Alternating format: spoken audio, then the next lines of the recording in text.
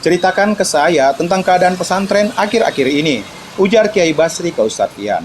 Ia sudah pulang ke komplek perumahan di depan pesantren itu. Rumahnya sangat bersih, dirapikan oleh para santri.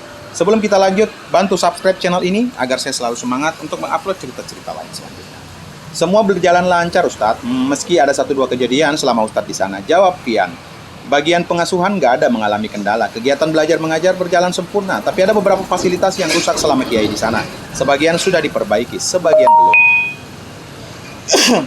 Terus Ustadz Fian cerita sampai menceritakan murid yang diperbolehkan oleh sang mudir menginap di rumahnya. Dia banyak membantu Ustadz, bahkan membuat Pak Dharma dekan juga. Dia juga membantu membuat Pak Dharma mengirim hewan kurbannya banyak.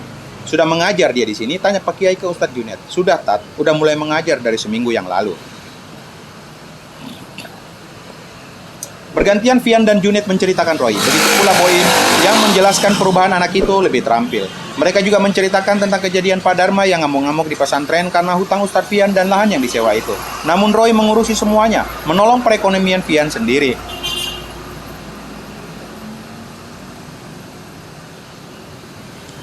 Bahkan Roy mencoba untuk menghadirkan beberapa hewan kurban tambahan melalui tangan Dharma sendiri. Saat ditanya caranya, Boy menjelaskan tentang merayu dengan rencana Roy ke depannya. Rencana apa? Royan sendiri yang akan bilang ke Kiai. Ya udah, aku ingin ngobrol sebentar. Panggil dia ke sini, ujar Pak Kiai. Ustazah Aini dan Ustazah Laila mendengar pembicaraan ini. Mereka saling melepas kangen sambil menikmati hidangan Arab yang khas. Dari mulai kurma, kacang sampai permen coklat. Ustazah Laila penasaran dengan cerita dari ustaz-ustaz itu. Benar Ustazah, anak itu yang nyelesain masalah Ustazah. Aini tersenyum, mengingat anak itu yang menggantikan suaminya, mengangkat martabat dirinya sebagai seorang istri sehingga keluarganya dihormati. Aini menganggukkan wajahnya. Alhamdulillah, ujarnya. Laila melihatnya senang. Akhirnya, anak yang dulu tak bisa diharapkan bisa membantu di sini. Anak yang dulu pembuat masalah bisa menolong gurunya di sini. Pak Kiai yang mendengar things tentang anak ini membuat ia menyuruh Fian memanggil Roy ke sini.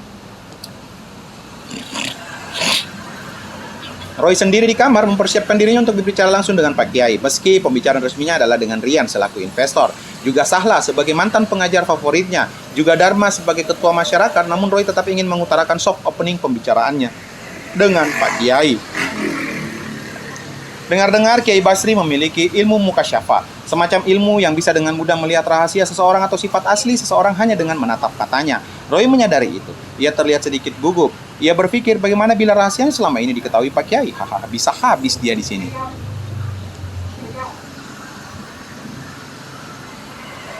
Namun Roy tidak menyerah. Pembayaran DP tanah Pak Dharma yang hendak dibangun guest house itu sudah dibayar oleh uang Roy sendiri. Ia tak menyerah. Tekadnya untuk mengharumkan nama pesantren lebih luas dan besar dan ingin menunjukkan ia bisa menjadi seseorang yang diandalkan di sini. Sebelum datang ke pesantren tadi, Roy beristirahat sejenak dengan Junet. Ia membeli 1-2 buah barang yang hendak ingin ia berikan ke Pak Kiai. Ketika bertemu dengannya, mengobrol nanti.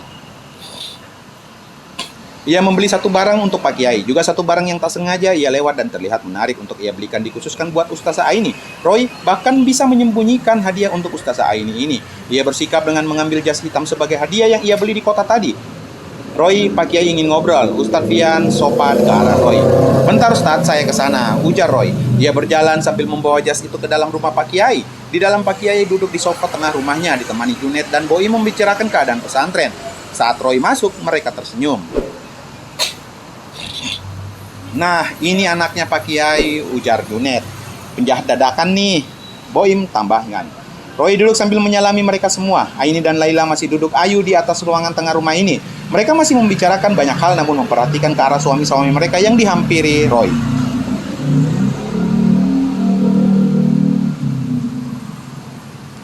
Pak Kiai menerawang Roy sejenak. Ia merasakan aura Roy sambil melafalkan amalan dari hatinya melihat Roy. Nampaknya Pak Kiai melakukan mukasyafah sambil mengusap jenggotnya. Betah antum di sini Roy, tanya Kiai sesaat. Ia menerawang. Alhamdulillah Pak Kiai, ujar Roy sambil tersenyum.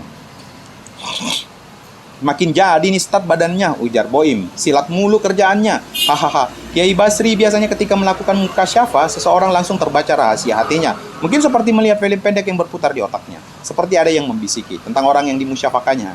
Namun tidak dengan anak ini. Seperti ada tirai yang tak bisa dibuka. Ia hanya melihat bahwa anak ini memang memiliki aura lelaki yang sangat kuat, tangguh.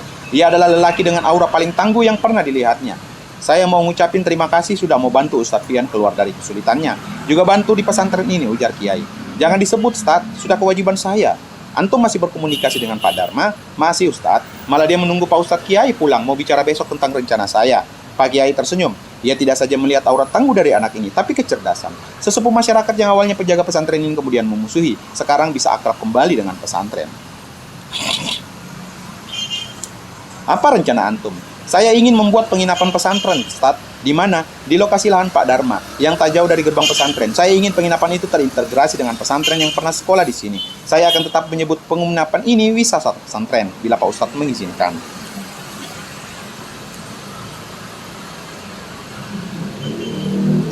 Terdengar suara anak-anak yang saling bersahutan di ruang tamu depan. Mereka sedang membuka album foto lama pernikahan Pak Kiai dan Ustazah Laila. Lumayan juga rencana anak ini, pikir Pak Kiai. Memang di tengah alamnya yang masih asri di tempat pesantren yang beringin ini, belum ada satupun penginapan yang berdiri di sini. Bila membangun penginapan di sini dengan nama wisata pesantren, bukan saja membawa nama pesantrennya harum, tapi juga bisa membantu perekonomian pesantren. Kita sistemnya seperti hotel syair yang sudah berhasil di kota-kota besar seperti yang di Menteng Jakarta, Kiai. Membangun penginapan bukan berarti kegiatannya negatif. Rayu Roy lagi.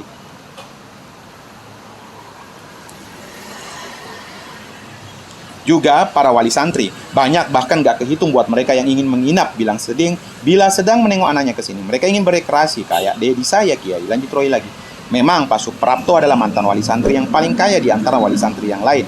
Dia miliarder besar yang sering cerita ingin sekali menginap berhari-hari di sini, bilang sedang menengok Royhan. Di samping ingin memantau kegiatan anak nakalnya itu, ia juga ingin sekalian melepas stres setelah berminggu-minggu aktivitas di kota itu.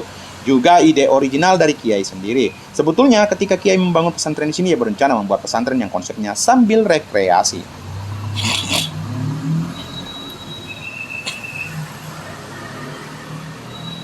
Dengan pemandangan alam yang indah, disertai lingkungan yang tenang, ia ingin membangun tempat pengajiannya di sini sampai akhirnya berubah menjadi pesantren sebesar ini. Ini adalah pemikiran yang bagus, ucap Kiai dalam hati. Sambil terus mendengarkan perencanaan Roy yang sangat matang dimulai dari model bangunannya, keuangannya, prosesnya, bahkan ia ceritakan sedetail-detailnya ke penginapan ini bisa memajukan perekonomian pesantren. Ia juga menceritakan hubungannya dengan Pak Dharma, akrab kembali dengan pesantren, ikut menjaga pesantren. Untuk lebih lengkapnya nanti Dedi Parian, Pak Dharma sama Ustazah Salam mau datang ke sini menjelaskan 2 hari lagi, Ustaz. Ujar Roy lagi. Salah, antum kenal? Tanya Kiai menanyakan salah satu muridnya yang pernah menjadi pengajar senior di sini. Ustazah Anis, keponakannya Sahla, Tat. Kebetulan dia dekat dengan Parian, sama kayak Dedi saya, memang dekat sudah lama dengan Parian. Kiai sambil terus melihat mata batin Roy. Aneh memang, anak ini seperti punya tirai yang memblok penglihatannya. Film pendeknya yang berputar di kepalanya dan bisikan yang datang ke hatinya hanya menceritakan bahwa Roy masih nakal. Dia bahkan bisa menebak beberapa luka bacokan yang pernah dialami anak ini ketika diurus Ustadz Fian. Anak ini auranya tangguh, cerdas, tapi kenakalan tidak berubah. Hanya itu film pendek dan bisikan yang datang ke kupingnya. Hanya itu yang bisa diketahuinya lewat ilmu musyafahnya. Entah kenapa ia belum bisa melihat lebih dalam lagi. Ada aura tersendiri yang terlihat olehnya namun tak bisa ia tebak. Seperti tirai yang tak bisa dibuka. Siapa anak ini? Dan bersambung.